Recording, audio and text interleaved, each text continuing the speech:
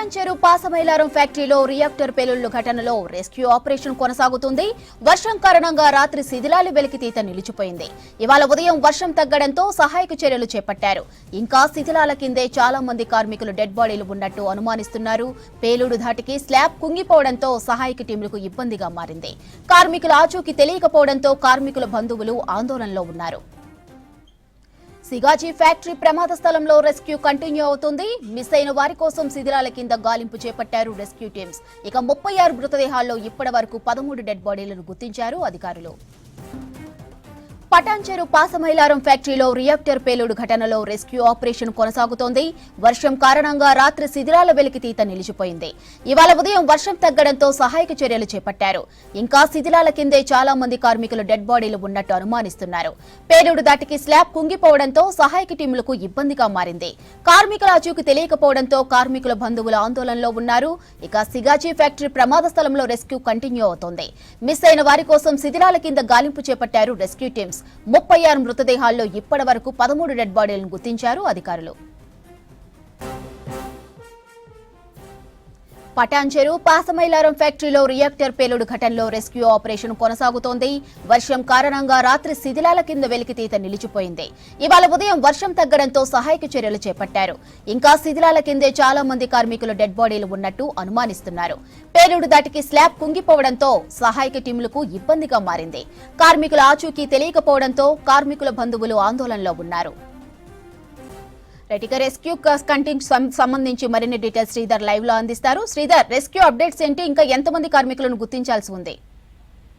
మాధురి, ప్రస్తుతం పాసమైలారం సిగాజీ పరిశ్రమ అవుతున్నాం. ఇక్కడ రెస్క్యూ ఆపరేషన్ గత రాత్రి నుంచి వర్షం కారణంగా నిలిచిపోయినారు.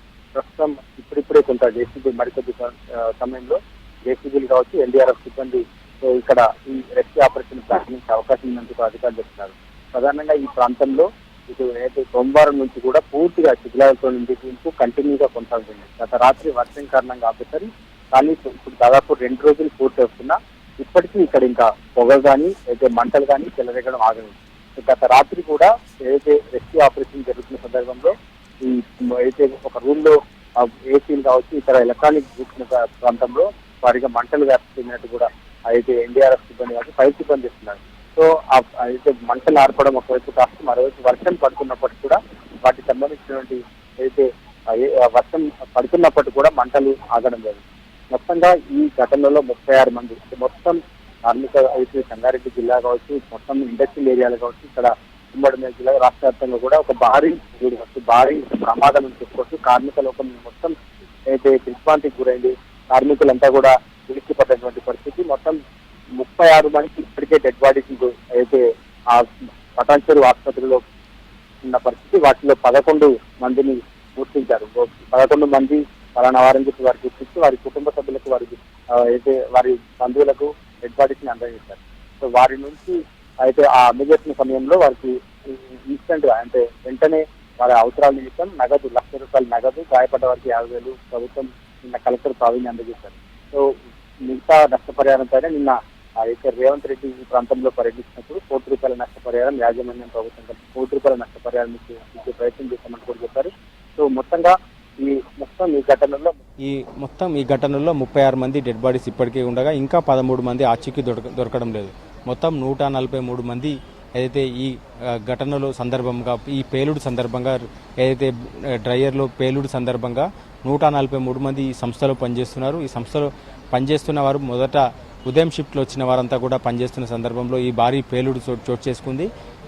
పూర్తిగా యాజమాన్యం నిర్లక్ష్యం కారణంగానే ఈ పేలుడు చోటు చేసుకుందంటూ కూడా అయితే ప్రాథమిక అంచనా వేస్తున్నారు. యాజమాన్యం అయితే డ్రైయర్లను సరిగా మెయింటైన్ చేయకపోవడం, డ్రైయర్లను కూల్ చేసేందుకు డ్రైయర్లు అయితే ముడి సరుకుని అయితే ప్రాసెస్ చేసే సందర్భంలో డ్రైయర్లు హైయెస్ట్ టెంపరేచర్స్కు రియాక్టర్లను తీసుకువెళ్ళే అయితే పనిచేస్తాయో వాటి వద్ద అయితే ఎయిర్ బ్లోయర్లు ఉంటాయి. ఆ ఎయిర్ బ్లోయర్లు వాటిని కూల్ చేసే పని చేయాల్సి ఉంటుంది. కానీ ఆ ఎయిర్ బ్లోయర్ని ఎప్పటికప్పుడు ఫిల్టర్ మొత్తం క్లియర్ చేయాల్సి ఉంటుంది, క్లీన్ చేయాల్సి ఉంటుంది. కానీ డస్ట్తో నిండిపోయి అవి సరిగా పనిచేయకపోవడం, టెంపరేచర్ హైయెస్ట్ రేంజ్కి వెళ్ళడం, టెంపరేచర్స్ పెరగడంతో భారీ పేలుడు సంభవించింది. ఈ పేలుడు దాటికి ఏదైతే కంపెనీ మొత్తం 3 అంతస్తుల భవనం ఇప్పుడు నామరూపాలు లేకుండా పోయిన పరిస్థితి. పూర్తిగా కుంగిపోయి మొత్తం ఇప్పుడు నేలమట్టం అయిపోయింది. ఇక్కడ ఒక కంపెనీ ఉందనే విషయం కూడా తెలియని పరిస్థితి. సో మొత్తం రేకులన్నీ కూడా ఎగిరిపోయి చుట్టూ ఒక 100 మీటర్ల దూరంలో పడ్డాయని అప్పుడు సంఘటన స్థలంలో ఉన్నవారు చెప్తున్నారు. చాలామంది ఏదైతే మెట్లు దిగుతున్నవారు కావచ్చు, జనరల్ మేనేజర్ మెట్లు దిగుతూ కూడా ఏదైతే పేలుడు దాటికి ఎగిరి రోడ్డుపై పడ్డట్టు కూడా చెప్తున్నారు. మొత్తం మాంసపు ముద్దల్లాగా కాలుతున్న అగ్నిగోళాల్లాగా బయటకు ఎగిరి పడ్డారని చెప్తున్నారు. ఇప్పుడిప్పుడే సహాయక చర్యలు కూడా ప్రారంభమవుతున్నాయి. గత రాత్రి నుంచి ఆగిపోయిన సహాయక చర్యలు మళ్ళీ శిథిలాల తొలగింపు కూడా ప్రారంభమవుతుంది. మొత్తంగా ఈ ఘటన అయితే గత 2 రోజులుగా తమ బంధువుల ఆచూకీ దొరకకపోవడంతో ఘటనలో అయితే తమ కార్మికుల బంధువులు అయితే ఆందోళన వ్యక్తం చేస్తున్నారు. అయితే మిగిలిన వారు అయితే 36 మందితో పాటు ఇంకా 35 మంది చికిత్స పొందుతున్నారు. వారికి మెరుగైన వైద్యం అందించేందుకు ప్రభుత్వం ఆదేశించింది. వారికి వైద్యం అందుతుంది. వారిలో 9 మంది పరిస్థితి విషమంగా ఉన్నట్టు కూడా డాక్టర్లు చెప్తున్నారు. ఈ ఘటనలో మొత్తం 143 మంది ఉండగా ఇప్పటికీ దాదాపు అయితే 36 మందిని అయితే డెడ్ బాడీస్ ఉండగా ఇంకా 13 మంది కొన్ని అయితే మృతదేహాలు వెలికితీసే పని అయితే శిథిలాల తొలగింపు సందర్భంగా మృతదేహాలు దొరుకుతున్నప్పటికీ అవి పూర్తిగా కాలిపోయి మాంసం ముద్దలుగా అయినట్టు కూడా చెప్తున్నారు. సో వారి కోసం అయితే వారి ఆ శిథిలాల పూర్తి తొలగింపు తర్వాతనే మరణాల సంఖ్య పూర్తిగా తెలిసే అవకాశం ఉంది. మిగిలిన 13 మంది ఎవరైతే పూర్తిగా ఆచూకీ తెలియడం లేదు, అటు డెడ్ బాడీస్ దొరకక ఇటు బయట లేక ఆసుపత్రిలో లేక ఉన్నారో వారందరి గురించి కూడా ఇంకా ఎంక్వైరీస్ కోసం అయితే ఒక కంట్రోల్ రూమ్ కావచ్చు, ఒక హెల్ప్ డెస్క్ను ఏర్పాటు చేశారు అధికారులు. గత 2 రోజులుగా అయితే కార్మిక శాఖ మంత్రి వివేక్ వెంకటస్వామి, స్థానిక మంత్రి హెల్త్ మినిస్టర్ దామోదర్ రంజన్ సింగ్ కూడా ఇక్కడ ఉండి అయితే దీనికి సంబంధించినటువంటి సహాయక చర్యలు కావచ్చు, మృతదేహాలు తరలింపు కావచ్చు, బంధువులకు అప్పగించే సందర్భంలో వాటిని అన్నింటినీ పర్యవేక్షిస్తున్నారు. దాంతోపాటు ఇంకా కూడా అయితే ఇట్లాంటి అయితే పరిశ్రమల్లో ఉన్నటువంటి సమస్యల కారణంగా ఏదైతే ఉన్నారో వారికి సంబంధించినటువంటి కఠిన నిబంధనలు అమలు చేస్తామంటూ కూడా కార్మిక శాఖ మంత్రి వివేక్ వెంకటస్వామి చెప్పారు. దాంతోపాటు ఏదైతే వీరిపైన ఈ కార్మిక శాఖతో పాటు ఇటు అన్ని అయితే పొల్యూషన్ కంట్రోల్ బోర్డు శాఖ అధికారులు నిరంతరం తనిఖీలు చేసేలా కట్టుదిట్టమైన చర్యలు చేస్తాం, పరిశ్రమలో ఇట్లాంటి ప్రమాదాలు జరగకుండా చూస్తామంటూ కూడా చెప్పారు. మరోవైపు సిగాచి పరిశ్రమ భారీ పేలుడు కారణంగా దాదాపు 36 మంది మృతి చెందడం, ఇంకా 13 మంది ఆచూకీ తెలియకపోవడం ఘటనలో వారిపైన యాజమాన్యం పైన కేసులు కూడా నమోదు చేశారు. యశ్వంత్ అనే కార్మికుడి ద్వారా బానూరు పోలీస్ స్టేషన్లో కేసులు నమోదు చేసినటువంటి పరిస్థితి ఉంది. సో మొత్తంగా ఈ ఘటన అంతా కూడా కార్మిక లోకాన్ని కావచ్చు, మొత్తం అయితే జిల్లాలో ఉన్నటువంటి పారిశ్రామిక ప్రాంతంలోని కార్మికులందరూ కూడా ఆందోళన వ్యక్తం చేసే పరిస్థితి ఏర్పడింది.